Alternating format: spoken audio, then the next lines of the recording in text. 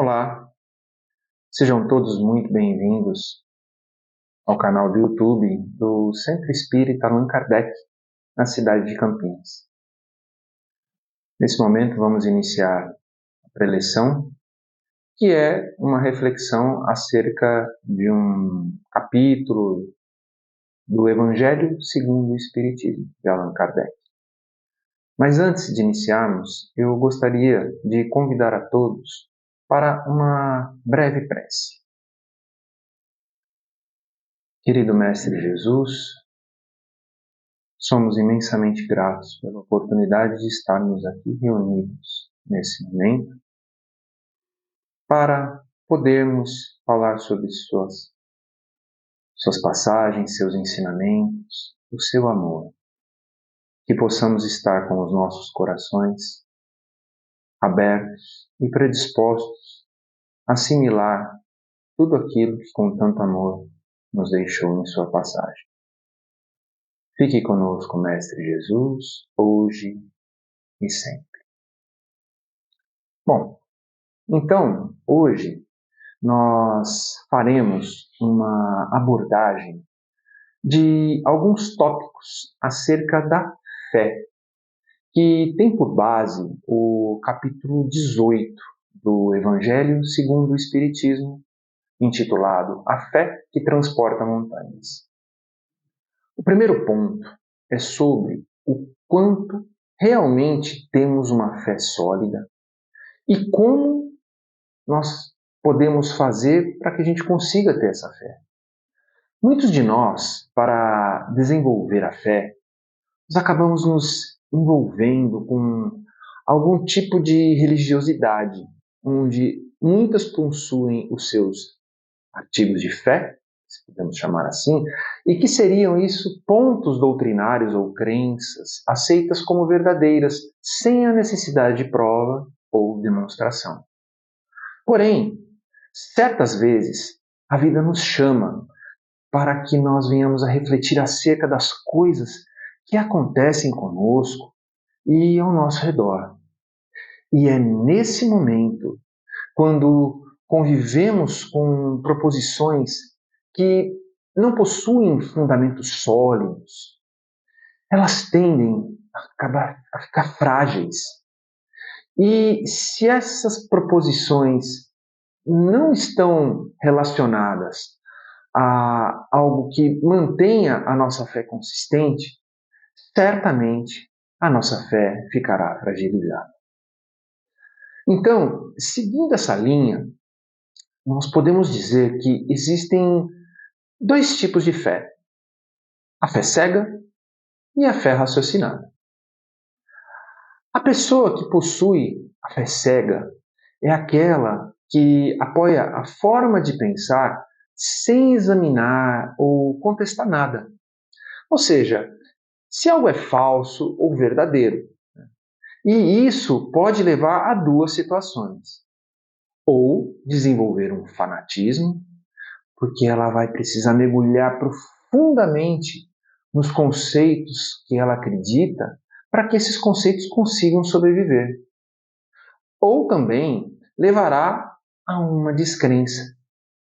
Agora, já a pessoa que constrói uma fé raciocinada dentro de si é aquela que está constantemente em busca da verdade. Faz com que conteste novos fatos a cada momento e, cada vez que encontra uma resposta, a sua fé ela vai se tornando mais forte, de maneira robusta, porque não acredita por acreditar, mas sim vai aumentando uma convicção e uma certeza dentro de si que vai sempre desenvolvendo uma fé cada vez mais inabalável. Para tornar esses conceitos mais práticos, vamos imaginar uma situação onde uma pessoa recebe o seguinte questionamento. Por exemplo, você acredita em Deus e que Ele é bom? Então, na sequência, essa pessoa vem a responder, sim, acredito. Que ela apresenta uma convicção aparentemente muito convincente. Mas aí, na sequência, vem uma pergunta que invariavelmente leva a uma reflexão. Então, por que algumas pessoas aparentemente têm uma vida tão tranquila, enquanto outras, desde o nascimento, já possuem tantos e tantos problemas? E aí, essa pessoa que nunca refletiu profundamente sobre esse aspecto, o que acontece? É nesse momento que podem acontecer algumas coisas. Ou ela pode dizer que isso se trata de um mistério de Deus e que nós, na posição que nós estamos, não nos compete julgar a sua bondade, dizendo que essas pessoas que passam por essa situação devem aceitar isso é porque Deus quer. Ou também pode acontecer a seguinte condição, ela não poder responder. E nesse momento, a dúvida fica marcada dentro do coração da pessoa. E isso pode colocar sua fé em jogo, pois contesta a justiça e a bondade do Criador. Agora, imaginemos as mesmas perguntas a uma pessoa que, por exemplo, esteja convicta na existência do processo da reencarnação e do livre-arbítrio. Essa pessoa já refletiu fortemente sobre esse assunto e tem isso dentro de seu coração. Então ela, sendo submetida às mesmas perguntas, ela certamente irá reforçar a condição de que Deus é plenamente justo e bom, onde tais condições adversas têm o propósito de promover a nossa evolução, sendo cada pessoa livre para tomar as próprias decisões, e essas decisões vão resultar em consequências que serão positivas ou negativas em virtude das suas escolhas e dos seus atos. E que esta diversidade entre as situações das pessoas é plenamente justificável. Então, aqui sem a pretensão de que esse exemplo seja completo, ele é só um ponto que vem a demonstrar uma forma de pensar estruturada de uma fé que possui elementos que esclarecem e que confortam uma pessoa nos momentos de dor.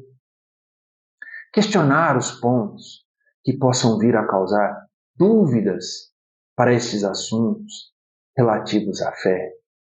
E com isso vir a encontrar respostas firmes, claras e consistentes. Ou seja, a fé raciocinada, ela vai fortalecendo essa certeza e proporcionando, principalmente naqueles momentos de dor, de dificuldade, a convicção de que Deus existe, que Ele não quer o nosso mal e que nos dará a força necessária para que nós superemos da melhor maneira as adversidades que porventura venham a aparecer no nosso caminho. E fé é algo que não é possível passar também de uma pessoa para outra. Não é como um médico que ele prescreve um remédio para que o paciente tome aquilo para que ela cure, para que ela amenize, para que ela atenue a sua enfermidade. A fé, ela é um desenvolvimento individual de cada um.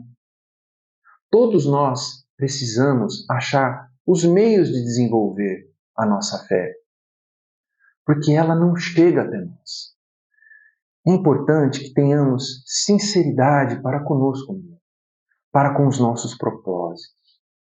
Algumas pessoas podem proferir palavras e aparentes demonstrações de fé, mas na verdade, o que importa é a fé que brilha toda vez que nós falamos para nós mesmos. E aí, essa fé reverbera para a nossa consciência. Podemos pensar que não somos capazes de desenvolver uma fé consistente. Mas Deus nos criou com uma centelha divina, onde dentro de cada um de nós existe a possibilidade de ampliar essa fé e de, a cada momento, fortalecê-la. Até mesmo as pessoas que aparentemente são totalmente refratárias ao desenvolvimento da fé, é possível que, em certo momento da vida, haja uma mudança de consciência e entendimento das coisas, e que venha permitir o desabrochar de uma fé esplendorosa. Várias são as provas da existência de Deus, da sua bondade e da sua justiça que se apresentam na nossa vida. Mas existem aqueles que não conseguem desenvolver com tudo isso a fé necessária para aceitar essa condição. Pois existem alguns obstáculos dentro de cada um de nós e que são necessários serem superados. Um desses obstáculos, é a indiferença, que representa como podemos dizer, uma apatia moral. E isso acontece quando a pessoa não busca compreender as leis divinas. Ela acaba não se interessando por praticar o bem ou desenvolver virtudes. Ela vive apenas para os interesses materiais, sem, na verdade, se preocupar com o progresso espiritual. E acaba tratando as questões morais e espirituais como algo distante, como algo irrelevante. Um outro obstáculo também seria sobre as pessoas que sentem medo de realizar essa reflexão acerca da fé, pois isso forçaria, né, mudar os seus hábitos. Então, essa mudança exigiria abandonar comportamentos que são contrários à lei moral. Muitas vezes seria necessário adotar algumas atitudes mais corretas e comprometidas com o bem. E aí, essa transformação afetaria costumes, prazeres, interesses, ou em até alguns casos, a condição social que se encontra. E também, como obstáculo, aquelas onde o orgulho recusa-se a reconhecer um poder superior, porque muitas vezes teria que se rebaixar diante dele. Até o momento, tratamos sobre os grandes esforços para se obter a fé.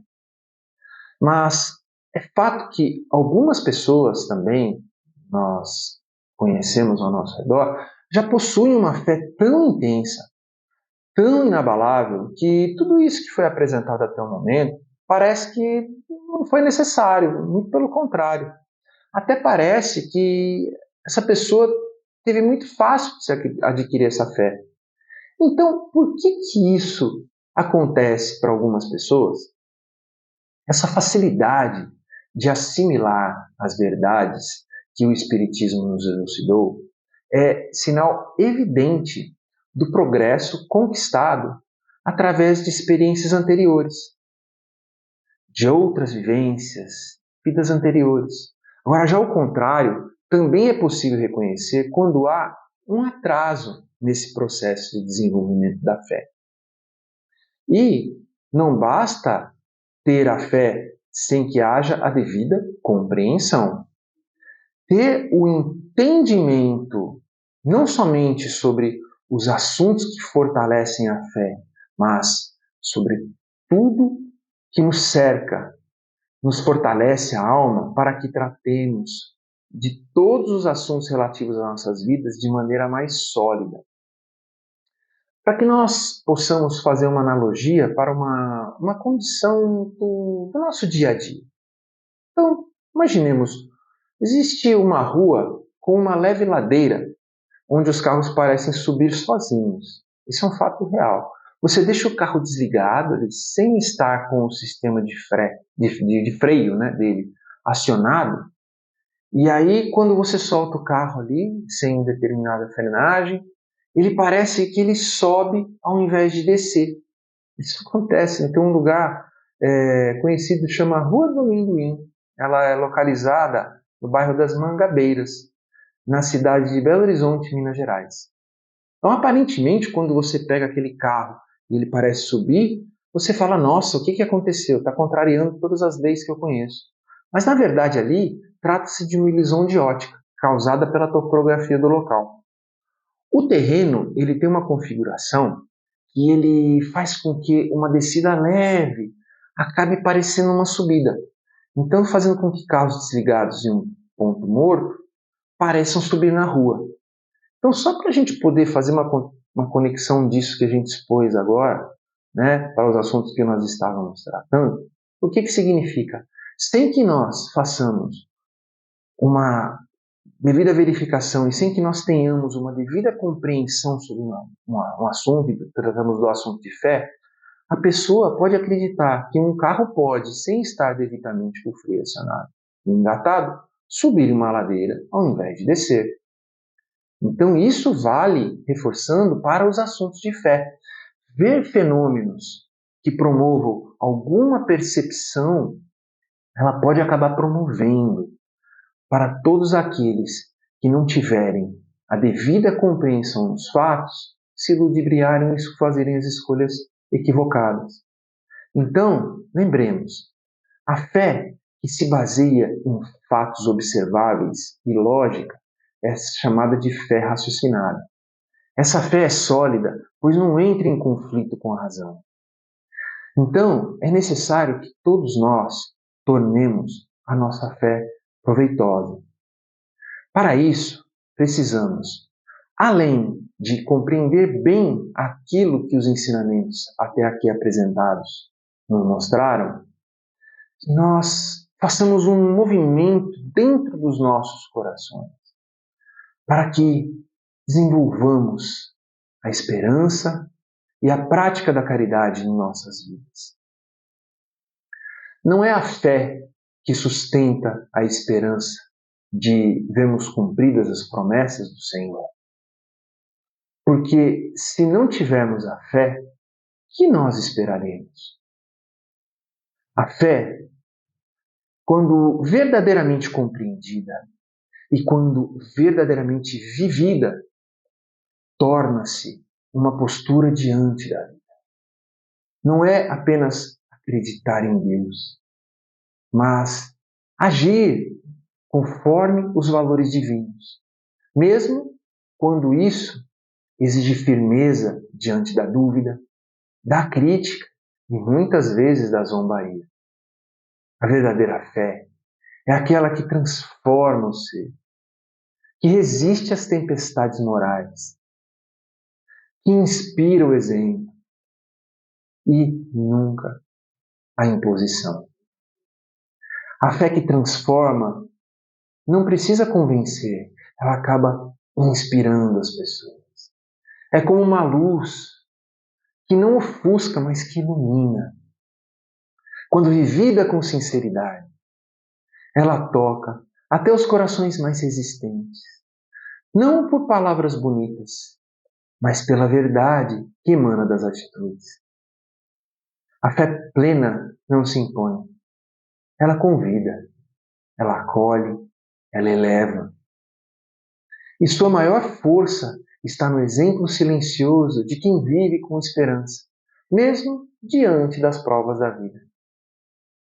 Ter fé não é fechar os olhos, é abrir a alma, é amar a Deus com o coração e com razão, sabendo por que se ama, por que se crê e por que se espera.